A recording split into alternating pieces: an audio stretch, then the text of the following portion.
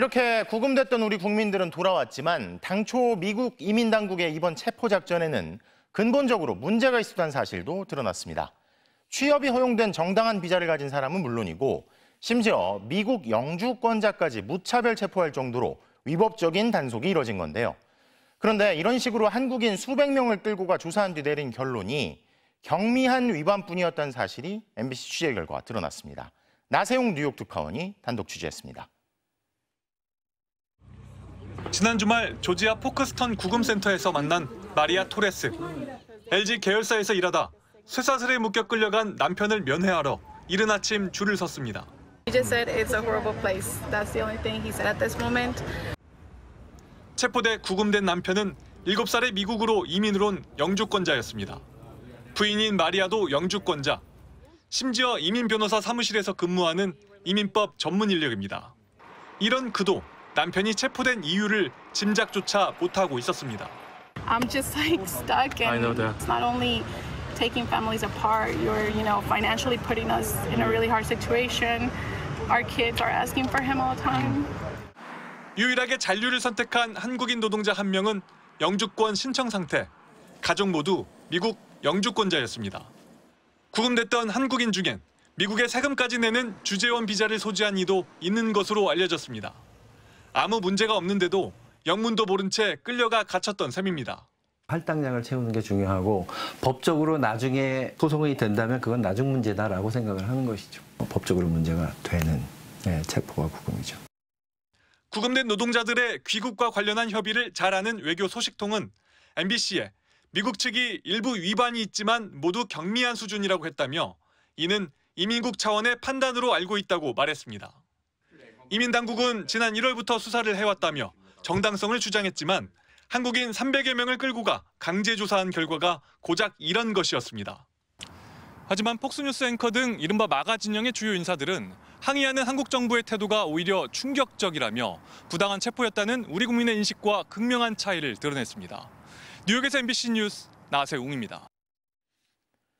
코스피가 사흘 연속 사상 최고치를 갈아치우며 3,400턱 밑까지 치솟았습니다.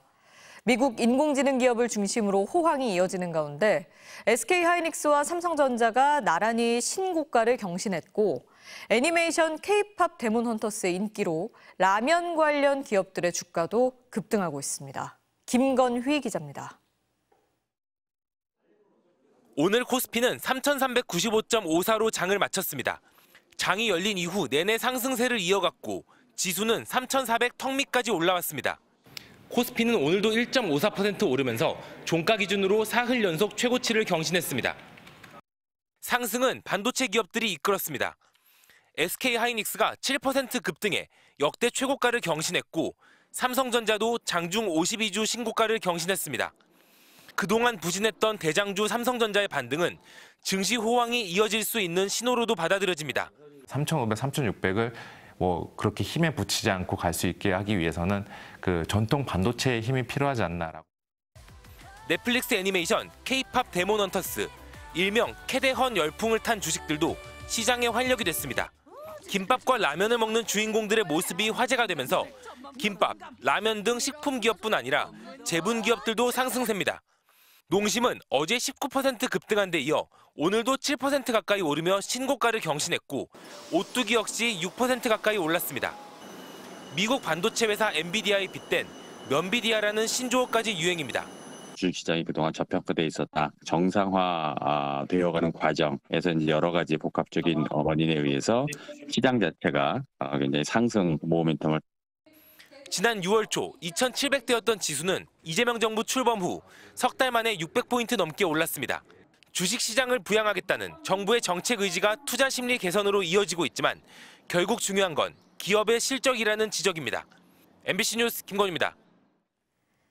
10대 미성년자를 노린 범행, 오늘 또 전해드리게 됐습니다. 인천에서는 초등 여학생을, 전북 전주에서는 여중생을 유인하려던 남성들이 경찰에 잇따라 붙잡혔습니다. 왜 그랬는지 이유를 들어보면 황당합니다. 이승영 기자입니다. 인천 남동구의 한 초등학교. 지난 8일 오후 3시 반쯤 5학년 여학생이 교문을 나서자 모자를 눌러 쓴 40대 남성이 접근했습니다. 대뜸 맛있는 것을 사주겠다고 했습니다. 아이가 여러 차례 싫다고 했지만 남성은 계속 같이 가자고 했습니다. 마중 나온 아이 할머니가 손녀 이름을 부르자 남성은 달아났습니다. 범행은 이렇게 아파트를 비롯해 학원 등 상가들이 밀집한 곳에서 발생했습니다. 이튿날 아이 부모의 신고를 받은 경찰은 학교 인근 CCTV를 추적해 남성을 인천 미추홀구 집에서 붙잡았습니다. 경찰은 미성년자 약취 유인 미수 혐의로 남성을 구속하고 다른 여죄가 있는지 조사하고 있습니다. 무서운 일이 생기면 바로 전화가 안 되잖아요. 그러니까 그런 거가 또 어떻게 대처를 해야 되는지 애들한테 어떻게 또 알려줘야 되는지 그런 거. 전북 전주에서는 여중생 유인 시도가 있었습니다. 어젯밤 10시 40분쯤 전주 완산구의 한 아파트 엘리베이터에서 20대 남성이 여중생에게 접근해 얼굴을 만지며 드라이브를 가자고 했습니다. 여학생이 강하게 거부하자 달아났던 남성은 경찰 추적 끝에 3시간 만에 붙잡혔습니다. 남성은 경찰 조사에서 학생이 예뻐서 그랬다는 황당한 답변을 내놨습니다. 경찰은 조사를 마치는 대로 구속영장을 신청할 방침입니다. MBC 뉴스 이승현입니다. 갯벌에 갇힌 노인에게 부력조끼를 벗어주며 구조에 나섰던 해양경찰관 이재석 경사가 숨진 채 발견됐다는 소식 전해드렸는데요. 이 경사가 내부 규정과 달리 당시 혼자 출동했던 것으로 드러나면서 해경이 진상조사단을 꾸렸습니다. 이승지 기자입니다. 다리를 다친 채 갯벌에 갇혀 있던 70대 남성을 발견한 순간 해양경찰관 고 이재석 경사는 망설임 없이 부력조끼를 벗어 건넸습니다. 구조된 노인과 달리 이 경사는 물살에 휩쓸려 실종됐고 6시간 뒤 발견됐지만 숨을 거뒀습니다. 이 경사는 어제 새벽 2시쯤 갯벌에서 사람 형체가 보인다는 드론 운영업체 연락을 받고 출동했습니다. 그런데 혼자였습니다. 불가피한 경우를 제외하고 2명 이상 순찰차를 타야 한다는 원칙이 지켜지지 않았습니다. 당시 파출소 근무자는 모두 6명으로 이 가운데 4명이 휴게 시간이었습니다. 새벽 3시쯤 노인을 발견한 이 경사는 무전으로 파출소에 연락했습니다. 물이 많이 차 있다는 드론 운영업체에 인력 지원 요청해 새벽 3시 10분 파출소에 있던 다른 직원들도 출동했습니다. 하지만 이 경사를 찾지 못했고 새벽 3시 30분 해경 상황실에는 실종 보고가 올라왔습니다. 강훈식 대통령실 비서실장은 빈소를 찾아 대통령 조전을 대독했습니다. 삶의 마지막 순간까지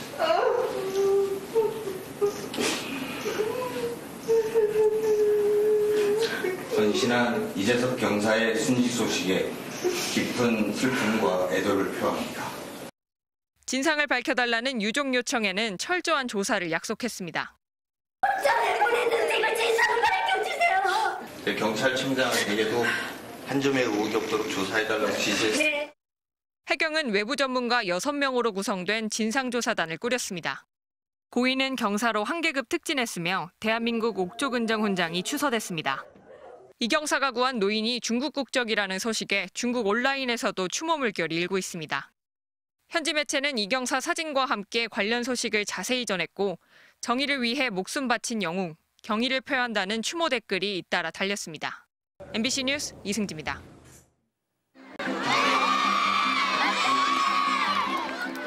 운동의 날의 함성과 떠들썩한 분위기를 즐거웠던 추억으로 떠올리는 분들 많으실 텐데요. 예전엔 동네 잔치였지만 요즘은 아닙니다. 시끄럽다는 민원에 아이들이 죄송하다며 고개를 숙이는 일까지 벌어지고 있다는데요. 정한솔 기자가 현장 취재했습니다. 지난 9일 경기 성남의 한 초등학교. 빨강 파랑 조끼를 입은 두 학생이 나란히 출발선에 섰습니다. 운동회의 백미, 이어달리기가 시작되자 응원이 달아오릅니다.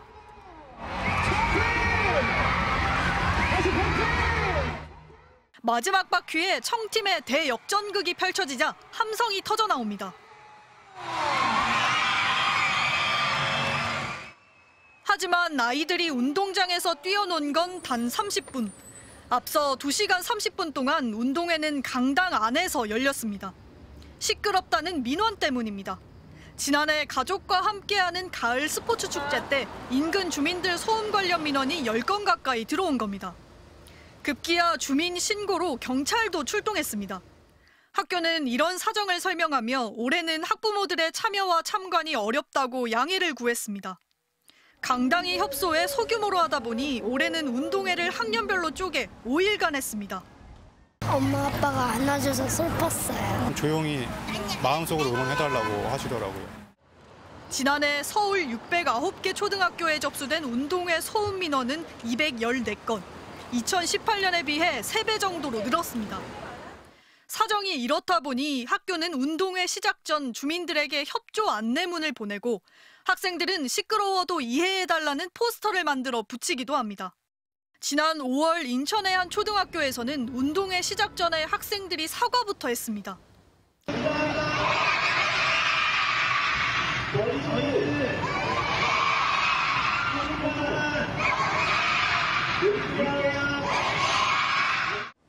초등학교를 품은 아파트, 초품안은 부동산 투자처로 인기지만 아이들은 눈치 보며 운동회를 하는 역설. 아이들에게 허용된 공간은 집과 교실과 학원이잖아요. 아이들에게 운동장을 돌려줘야 된다. 그래야 아이들이 경쟁뿐만 아니라 협력하는 법을 배우고. 시끄러운 게 어딨어요. 참아줘야지. 이해를 하고. 지금 애들이 없어서 다 미래가 걱정되는 나라잖아요. 근데 왜 그 생각을 못해? 애들이 얼마나 기다리는데요. 아니 근데 운동회. 여지까지 운동회. 저출생 늪에 빠진 대한민국의 씁쓸한 현실입니다. MBC 뉴스 정한솔입니다.